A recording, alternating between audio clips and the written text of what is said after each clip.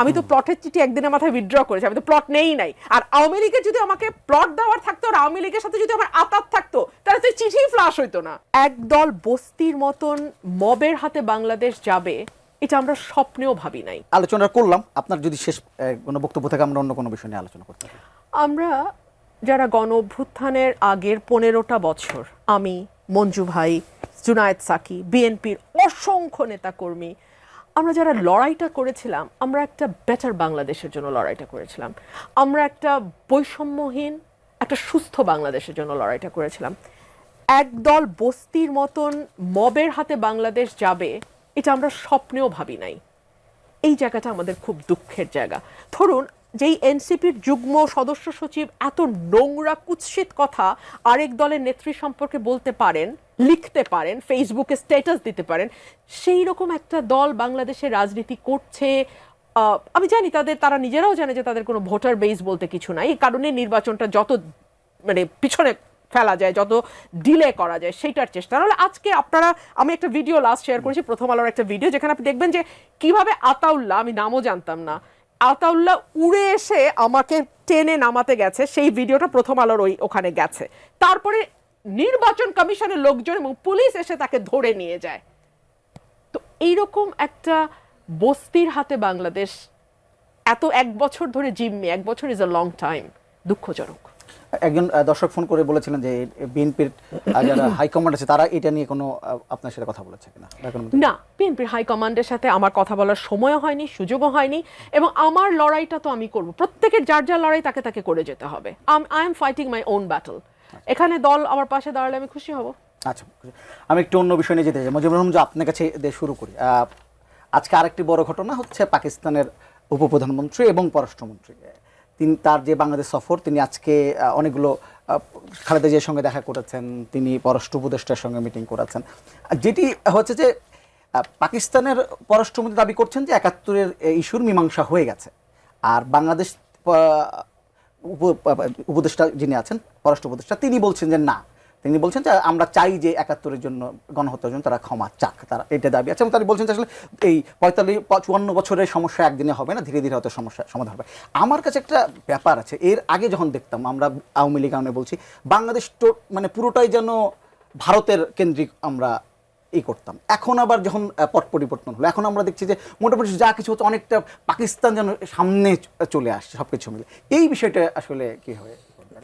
না, আমি ওই লাস্ট কথাটা যেটা রমিন ফারহানা যেটা বললেন সেটাকে একটু টাচ করে পরের আপনার প্রসঙ্গটাতে যাব। প্রথম কথা হচ্ছে, দেখেন, একটা অভ্যুত্থানে যারা নেতৃত্ব দিয়েছে ছাত্ররা, আমি সবসময় এটা বিএনপি নেতৃবৃন্দকে এটা বোঝানোর চেষ্টা করি যে আপনারা এই তরুণদেরকে আপনারাই তো সাহায্য করেছেন, আপনারা কিন্তু এদেরকে প্রশ্ন করেন নাই যে তোমরা কোত্থেকে আসছো, তোমাদের রুট কি, তোমরা হঠাৎ করে এসে এত বড় আন্দোলন কিভাবে করলা।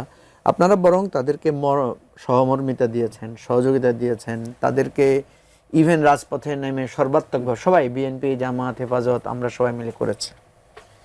এখন আপনি যদি এখন তাকে প্রশ্নবিদ্ধ করেন, তার আচরণ নিয়ে প্রশ্ন তোলেন, আমি সবসময় বলি যে ওদের আচরণটা আপনার কাছে অস্বাভাবিক বলেই তো, ওদের আচরণ কিছুটা অস্বাভাবিক আমাদের কাছে মনে হতে পারে, কারণ একটা জেনারেশন গ্যাপ আছে। অস্বাভাবিক বলেই তো তারা শেখ হাসিনাকে চ্যালেঞ্জ করতে পেরেছে। এবং একটা থিওরি আছে আমাদের পলিটিক্যাল হিস্ট্রিতে, সেটা হচ্ছে কোনো ফ্যাসিবাদকে তার জমানার লোকেরা হারাইতে পারে না, এটা নিউ জেনারেশন মার্চ করতে হয়। নিউ জেনারেশন যখন মার্চ করে তখন কি হয়, তখন ফ্যাসিবাদের লড়াই হচ্ছে আমাদের সাথে। সে আমাদের ক্যারেক্টার জানে, আমাদেরকে জেলে ঢুকাই দিলে, আমাদেরকে এসে মিছিলে একটা গুলি করলে, কারণ আমরা তো আর থানা ভাঙতে যাব না। এই বিএনপিকে ধরেন বহুবার মারা হয়েছে, আমি বহুবার বলছি যে বিএনপি এটা প্রোটেক্ট করে না কেন? কারণ বিএনপি তো এই রাজনীতি করে নাই, বা জামাত তো এই রাজনীতি করে নাই। সবাই চিন্তা করেছে আমরা প্রতিবাদ করব, প্রতিরোধ করব, প্রতিবাদিত করতে দেয় না আপনাকে। এবারে কি হয়েছে দেখেন, এবারে পাল্টা হামলা হয়েছে, পাল্টা চ্যালেঞ্জ হয়েছে। ছাত্রলীগ হামলা করতে এসেছে, ওরা ছাত্রলীগকে বের করে দিচ্ছে ঢাকা ইউনিভার্সিটি থেকে। তো এখন এই জায়গাটায় আমাদেরকে ধৈর্যটা ধরতে হবে, আদারওয়াইজ আমাদের এই গ্যাপটা যেটা হবে, এই যে আমাদের এখন এই যে ধরেন রমিন এক ভাষায় কথা বলছে, ওরা এক ভাষায় কথা বলছে, আমরা যদি জেনারেলি দেখি এটাই তো হবে। হুমায়রা যেটা বলেছে এটা তো খুবই দুঃখজনক, এটা তো হুমায়রার কাছ থেকে নিশ্চয়ই প্রত্যাশিত না। আমি আশা করব যে সে এটা উদ্র করবে, কারণ সে একজন লয়ার। কিন্তু আফটারঅল সে তো, আমরা তো চাই যে নারীরা এই আন্দোলনে বেশি করে আসুক। আপনি এই নারীদের এই আন্দোলনে অংশগ্রহণের খুবই হেজার্ড আছে।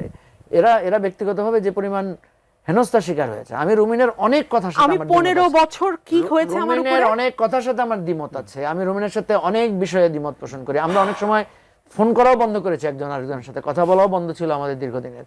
কিন্তু তাই বলে আমি এটা বোঝানোর চেষ্টা করি, আজকের রুমিন ফারহানার আমি অবশ্যই সমালোচনা করব। রুমিন যেভাবে কাউন্টার করে, আমি অনেক ক্ষেত্রে বলি যে রুমিন ফারহানা আপনি এটা করেন না, ওরা তো আপনার আপনার আপনি আপনার একদিন তো ওরা আপনার কাজে এসেছে, 2 দিন তো আপনার কাজে এসেছে, আপনি এত আক্রমণাত্মক হবেন না। আবার ওদেরকেও বলি যে যাদেরকে তোমরা সহযোগিতা নিয়েছো, ভালোবাসা দিয়েছো, যাদের জন্য কাজ করেছো, আজকে তোমরা যে দেশটা বদলাইছো, প্রথম বেনিফিটটা তো বিএনপি পেয়েছে। বেনিফিট কেন বলছি, উল্টাভাবে, যে আমি তো অধিকার হারিয়ে ফেলেছি এসে। প্রথম বেনিফিট হচ্ছে বেগম জিয়া মুক্তি পেয়েছে, তাই না? একদম আমরা তো জেলখানায় থেকে এসে শুনতেছি বেগম জিয়া কি হয়ে গেছেন, আমরা মুক্তি পাওয়ার আগে বেগম জিয়া মুক্তি পেয়ে গেছেন। সো আমি এই জায়গাটাই বলার চেষ্টা করি সবাইকে যে আমি হয়তো একটা ভুল করছি, কিন্তু আমার 10টা শুদ্ধ কাজ তো আছে। আমি হয়তো 5টা ভুল করছি, কিন্তু আমার 20টা শুদ্ধ কাজ তো আছে।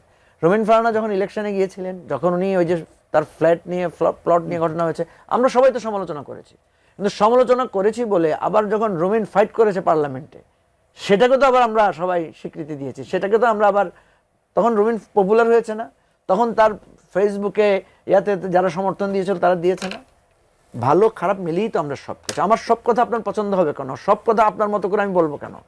ঠিক আছে, আমি কথাগুলো কেন বলছি, রুমিনকে আমি বহুদিন দেখেছি, সে জামাত শিবিরের লোকদের উপরে যে অত্যাচার হয়েছে তাদের অধিকারের জন্য রুমিন কথা বলেছে হাইকোর্টে, মানে আমি তাকে অনেকদিন দেখেছি সে ফাইট করেছে। আবার এখন দেখছি রুমিন পার্লামেন্টও করেছি, আবার এখন দেখছি রুমিন জামাত এবং শিবিরের ব্যাপারে খুবই ক্রিটিক্যাল।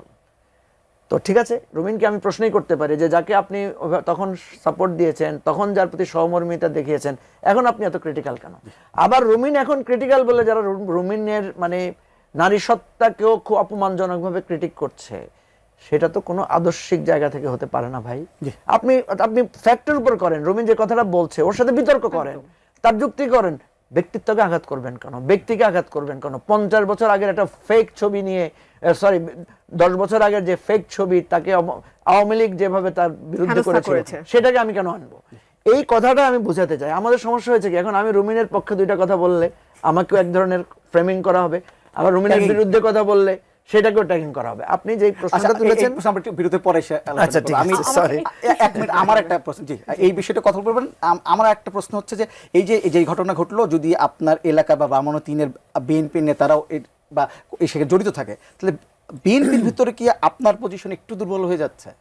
না না না, একদমই না। বিএনপির ভেতরের পজিশনের ব্যাপার না, উনি দেখতে পাচ্ছেন যে ওনার কোনো যুক্তি নাই। এখন উনি হ্যাডাম দেখাতে গেছেন ইলেকশন কমিশনের ভেতরে যে আমার এতগুলো গুন্ডা পান্ডা নিয়ে আমি আসতে পেরেছি, এক ধরনের ভয় দেখানো, মব তৈরি করা। এটা দলের সাথে এটার কোনো রিলেশনশিপ নাই। আমি শুধু একটা কথা যুক্ত করি, এনসিপি মানেই কিন্তু ছাত্র না, আর ছাত্র মানেই কিন্তু এনসিপি না। যখন ঢাকা বিশ্ববিদ্যালয়ের হল খালি হয়ে গেছে, তখন কিন্তু প্রাইভেট বিশ্ববিদ্যালয়ের ছেলেরা, north south east West, independent university, American university, তারা সব বেরিয়ে এসছে।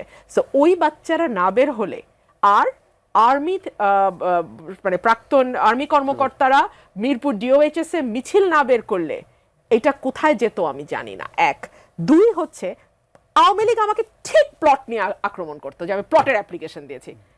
আমাকে বলে আওয়ামী লীগের কি জানি কি আওয়ামী লীগ বিষয়ক সম্পাদক, আন্তর্বিষয় সম্পাদক, এবং ফ্ল্যাটের সুবিধাভোগী বলে। এক্স্যাক্টলি, আমি তো ফ্ল্যাটের আবেদন তো করি নাই, ফ্ল্যাটভোগী। দেখেন মিথ্যাচার কাকে বলে। আওয়ামী লীগ এই প্রোপাগান্ডাটা করতো, প্লট বলতো। আমি তো প্লটের চিঠি একদিনের মাথায় উইথড্র করেছি, আমি তো প্লট নেই নাই। আর আওয়ামী লীগের যদি আমাকে প্লট দেওয়ার থাকতো, আর আওয়ামী লীগের সাথে যদি আমার আতাত থাকতো, তাহলে তো চিঠি ফ্লাশ হইতো না।